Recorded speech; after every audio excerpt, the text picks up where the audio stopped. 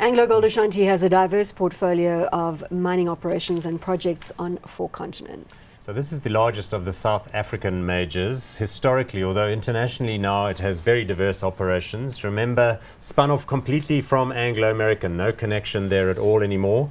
And it has been in a reconstruction mode, but has done a spectacular job of lowering its debt and internationalizing its business under the CEO of Under the Venkat. astute leadership of Venkatakrishnan. Venkatakrishnan. I That's just his love full it. surname. I love it. And he's a great Yeah. interviewee, very solid, Tremendous knows CEO. the business well. Market cap here, 79.9 billion rand, trades on a PE of 36, currently paying no dividends. Talk to me about AngloGold Ashanti.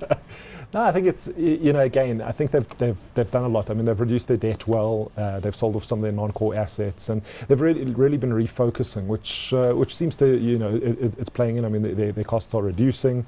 You look at the South African operations. I mean, some of them are still quite high cost. I mean, still looking at all-in sustaining costs of above $1,000 an ounce. But I mean, they've got some really nice ore bodies that they managed to pull out at sub 700. So all in all, I think doing the right things as well. I think maybe bit off a little bit more than it could chew originally. It's also got a couple of problems also up in Ghana with the Obuasi project as well. A lot of illegal miners going on there. They're going through a court case with the Ghanaian government. I think that in Washington they oversee the debate between a mining company and a government when they feel that they're not being treated Is this fairly. reflected in the share price? Let's have a look, Paul, and then you can give us your sentiments there. Had a very nice run up in 2016 because of the firming gold price as we saw earlier, and the sense perhaps that they'd kind of run it off. In that period there, they had a momentary brain fart where they thought they were going to spin off the international operations. Then the shareholders said, no, we don't like that idea, and they said, okay, we don't like it either. And since then, they've got stronger cash flows. They paid down debt a lot, so people are a lot more settled and comfortable.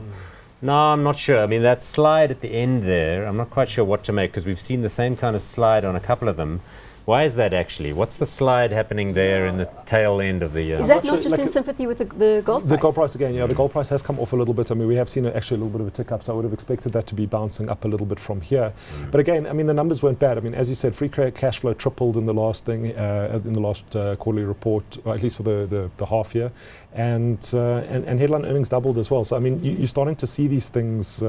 Comes back to your point about how if the gold price can stay at those sorts of levels, notwithstanding everything else, then it does become a show and deliver. And if they can have solid $300 an ounce profit margins, that's pretty good. Absolutely. Let's call it hot or not on AngloGold Ashanti. I think they've done well in reducing the debt so far, but I think they've got some way to go. So I would probably prefer a Rand Gold or a Barrick at this stage. So I'm going to go not hot. It's a relative game, isn't it, in investing?